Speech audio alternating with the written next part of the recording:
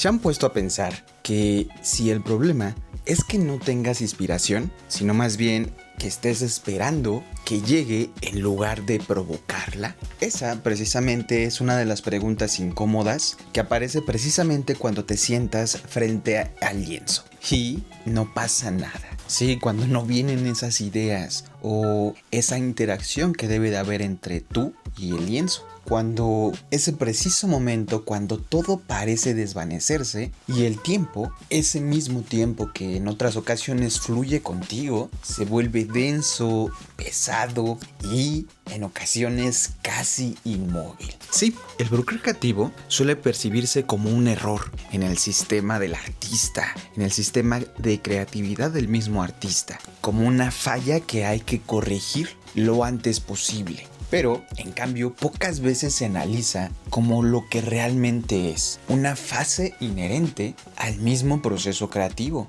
En cambio, esto no es una interrupción al arte, es parte de su misma estructura. Es precisamente el momento en el que la mente deja de repetir fórmulas y empieza, en cambio, a incomodar o, mejor dicho, a reorganizarse. Creo que aquí, en cambio, el principal problema es que vivimos bajo una narrativa de inspiración continua. Y eso en ocasiones hace daño, porque la inspiración nunca es continua. Se romantiza precisamente la idea del artista que siempre tiene algo que decir. Pero vaya, el mismo artista es un humano y en ocasiones no hay ganas de hacer cosas. Está esa idea de que el artista exitoso debe de estar siempre produciendo, que siempre debe de estar conectado a una especie de flujo de inspiración inagotable. Pero en la práctica, el estudio es también un espacio de resistencia, de fricción y de confrontación con uno mismo. Por ejemplo, en lo personal, sí, hay días en los que no quiero pintar y en ese sentido no había una razón dramática y es más, era un simple impulso. Esos días recuerdo que siempre se sienten un poco planos, pero sin embargo, a pesar de que no existen esas ganas, decido en ocasiones continuar con la pintura o con el dibujo que esté haciendo. No precisamente por una disciplina heroica, sino más bien por una especie de terquedad silenciosa. La necesidad principal de no romper el vínculo con ese acto de hacer. Y sí, los primeros trazos en ocasiones son torpes, sin una interacción clara. También en ocasiones no hay una narrativa coherente, no hay un concepto en el que esté pensando precisamente. O vaya, esos días carecen de un mensaje hacia la pintura, solo la misma materia de la pintura. Y ahí es donde empieza algo totalmente interesante. Cuando el arte deja de ser una idea y vuelve a ser un gesto. Cuando pintar en estas ocasiones no necesariamente tiene que expresar algo, sino más bien ser parte de una insistencia. En ese punto, entonces, el tiempo cambia su naturaleza. Ya no es de una manera lineal ni productivo. Se vuelve más bien una superficie que se va raspando, precisamente con los trazos del pincel. Cada trazo es una pequeña fricción contra ese tiempo que se está deteniendo. No avanzas, pero tampoco estás completamente quieto.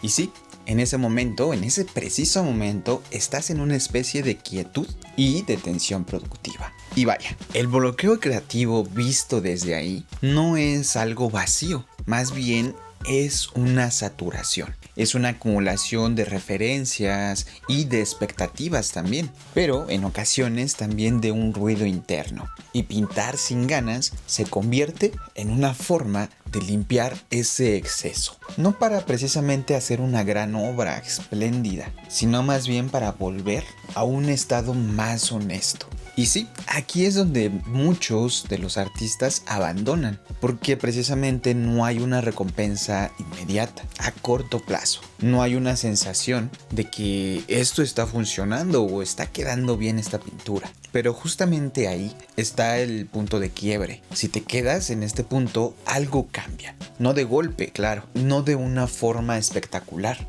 pero sí de una manera estructural, en la manera en que estás estructurando todo tu proceso creativo. Y eso es lo más interesante, porque sí, poco a poco, el gesto empieza a tener un sentido, una coherencia. No porque haya llegado una inspiración, esa inspiración que habíamos estado esperando por días o a veces hasta por semanas, sino porque el cuerpo ya entró en ese ritmo de creación. La mano deja de dudar tanto. El ojo también empieza a reconocer los patrones que ya habías estado utilizando. Y lo que antes era una fricción pura, empieza a generar una dirección, un movimiento de pintura. Y vaya, esto revela algo totalmente importante. La inspiración no siempre es el inicio del proceso. Muchas de esas veces más bien es una consecuencia. Aparece después de una repetición, después en ocasiones de un error, después de una incomodidad.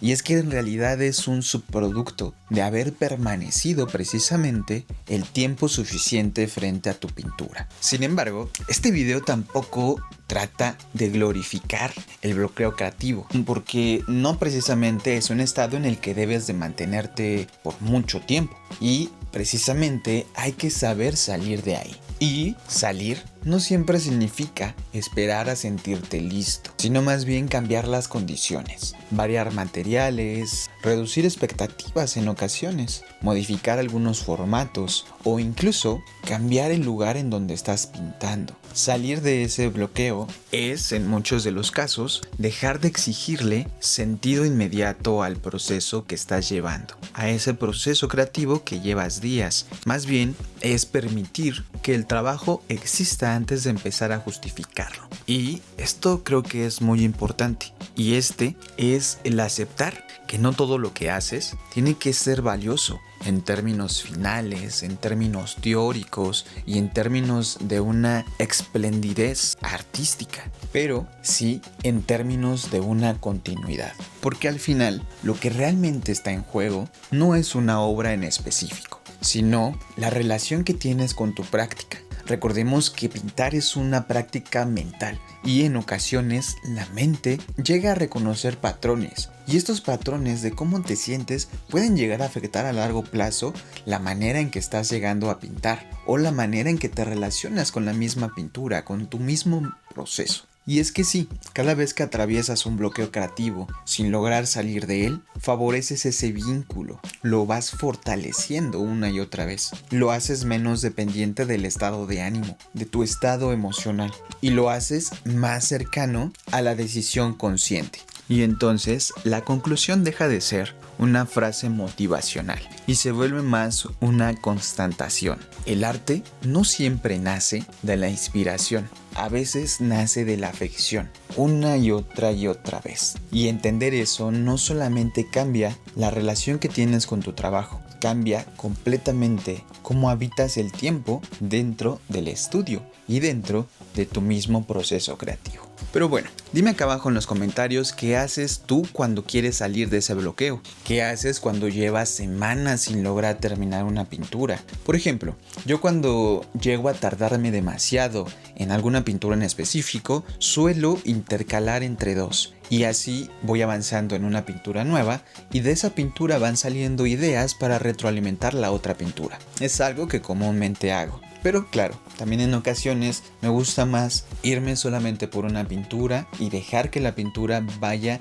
eligiendo también o marcando precisamente ese paso de conclusión. Pero bueno, déjame acá abajo en los comentarios tú qué opinas sobre este video, y la verdad es que espero que te ayude si estás teniendo un bloqueo creativo en este momento. Pero bueno, yo voy a seguir por aquí en el estudio tratando de terminar esa pintura que tenemos acá al lado y empezando nuevos bocetos para nuevas pinturas. Pero ya saben que yo no me voy sin antes desearles que tengan mucha buena vibra, muchos buenos trazos, y nos estaremos viendo en el próximo video. Nos vemos y chao.